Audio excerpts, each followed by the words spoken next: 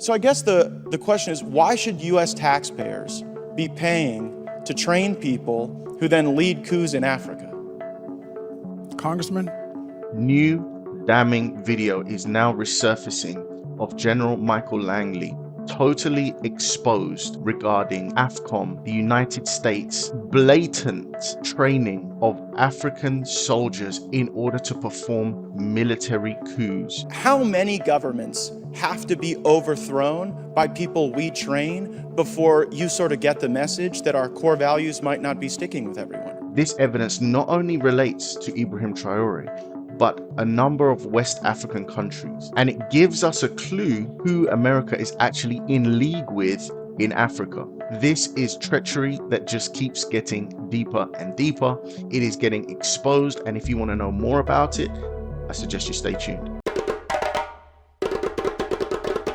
For those of you that don't know me, my name is TJ. I'm Nigerian and British mixed. Although growing up mostly in the UK, I have now moved to Africa to start a new life with my partner Medina. This channel used to be all about showing off this transition because I think there's a feeling that many people want to try a new life away from the Western rat race. But over time, the channel started evolving into trying to answer the fundamental question, why is Africa not reaching its maximum potential, and what can we do in order for Africa to get there? The more I explored this topic, the more I found out about how various nations across the world have their influence in Africa. It's something that I always understood, but I never knew how deep, how dark, how nefarious this was, how blatant, how open they are about it. And one of the most open and blatant situations is what has now emerged with General Langley of the United States. So right now, Ibrahim Traoré is the people's champion of Africa. Everybody loves him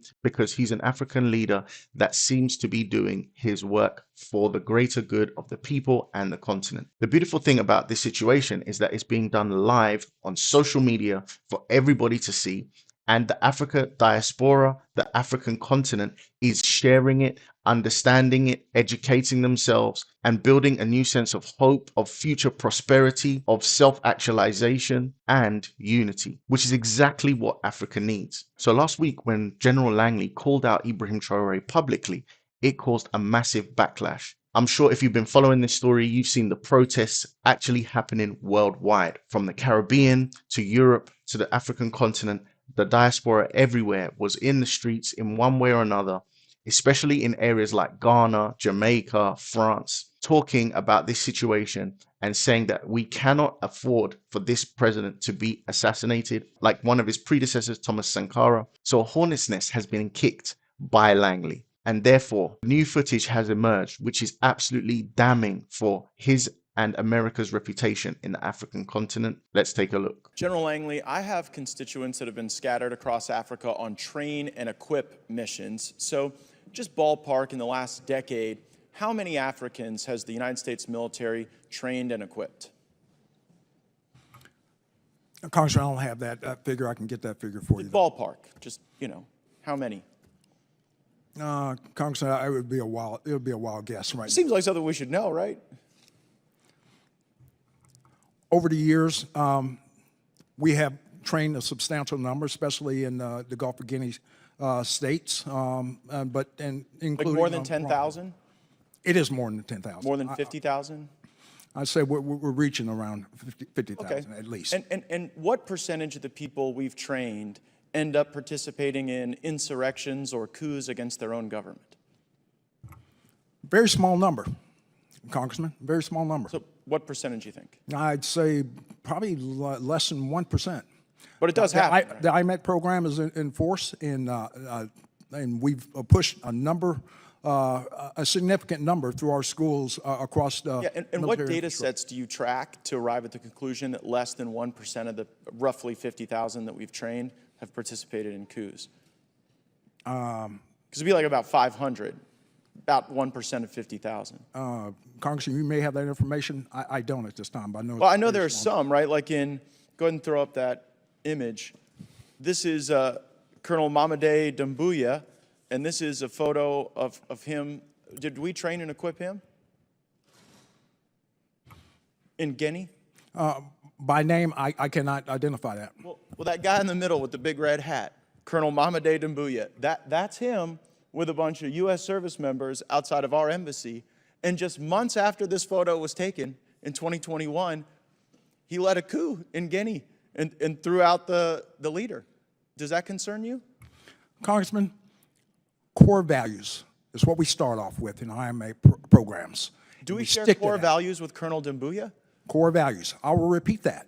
Core values. I know, Respect for humanity. Do we share those values with Colonel Doumbouya? Absolutely. In our do? curriculum. He led a coup. We do. Okay, well, that's a very telling answer. In Burkina Faso, did we share core values with the leader that we trained there who led a coup? It's in our curriculum. We Leading stress coups core are in our values. curriculum? We request civilian-led governance. Wait, hold on. Is leading coups in our curriculum?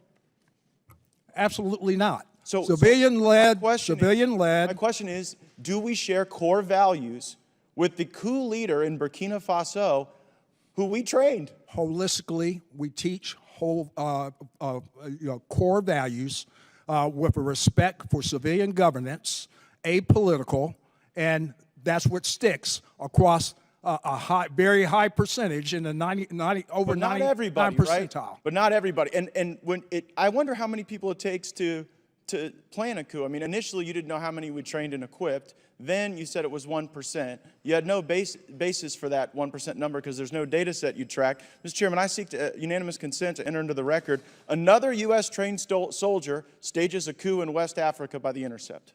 Without objection, so ordered. And I further seek unanimous consent to enter into the record. U.S. forces trained the Guinean colonel behind the recent coup in West African country, and this is regard to Guinea. Without objection, so ordered. So I guess the question is, why should U.S. taxpayers be paying to train people who then lead coups in Africa?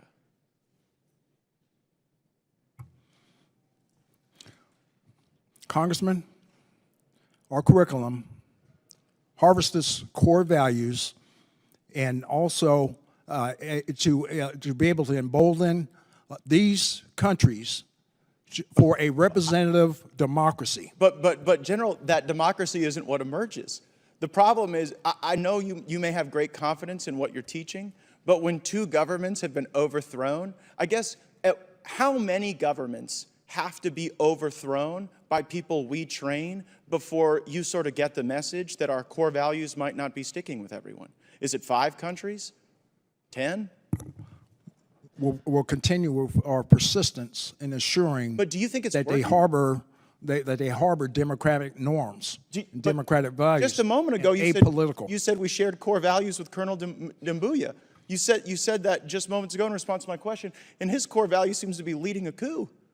So I don't think it's stuck. I think we should at least know how many countries we train the coup plotters in. How many is too many? Because clearly 2 is not too many, and I think we could use our resources far more effectively than doing this. So you can see up here, it's March 2023. This is before Ibrahim Traoré took power. And that image in the background where he's got a picture of the coup leader with American soldiers is just so damning. Like, it's so graphic. And so I wanted us to understand a little bit more about this context, right? So the gentleman mentioned in that video is Colonel Mamadi Doumbouya from Guinea. He was trained by the US military and later led a coup in 2021. And this is a picture of him down here, right? But in the video, they also mentioned Burkina Faso, a coup leader that was trained by the United States. I wanted to know who that was and is that true? And were they talking about Ibrahim? So I checked it out. The leader of the coup in Burkina Faso, who Gapes referred to as also having been trained by the US military, but the individual is the military officer who led the recent coup in Burkina Faso, also identified as Lieutenant Colonel Paul Henry Sangando Damiba. This is a picture of the guy they're talking about. So I asked an AI, Perplexity AI, is it on record that either Colonel Henry Sangando Damiba or Captain Ibrahim Traoré had military training? This guy led a coup before Traoré, and he was trained by the US. You know, we can make the conclusion that if America trains this guy, and America trains this guy, and then those guys perform a coup and become the leader of a country, then that should be a very favorable situation for America, right? I.e., direct access to natural resources, which everybody knows is one of the key problems right now in Africa, is that all the wealth is being sucked out. So Perplexity said, yes, it is on record that Lieutenant Colonel Henry Damiba received extensive military training from the United States. He participated in multiple military programs. So you got one in 2010, 2020, one in 2013, and one in 2014, engaged with the US Defense Department Civil Military Support Element in Burkina Faso 2018 and 2019. Now, here's the part about Ibrahim Traoré. In contrast, there is no confirmed record that Captain Ibrahim Traoré, who overthrew Damiba in a later coup, received military training. See, they don't have a problem when it's the guy they trained doing the military coup. So this is how we can start to recognize where people's allegiances lie. When you hear an African president, of which one did recently say, we don't like what they're doing in Burkina Faso because we don't support coups. They didn't say that when these two guys did military coups. So that not only lets you know if they were trained by US, it's probably in the interest of the US, the Americans, the French, and God knows who else are still tussling for power in the West African region and indeed all over Africa right now. And it just still kills me that this guy is an African American. You can see the continent of Africa in the flag behind him. It just speaks to the tactic and the idea that we'll send one of our black people who may very well share ancestry with you to come and make lopsided deals, train and aid both overtly and covertly the overtake and overthrow of African countries. I think it further confirms that race is not the bottom line when it comes to the allegiances of certain groups and certain people. You may very well have seen the video of Giorgia Meloni. This is a child working in a gold mine in Burkina Faso. For Burkina Faso, which has gold, France prints colonial currency. In return, it demands that 50% of everything Burkina Faso exports ends up in the coffers of the French treasury.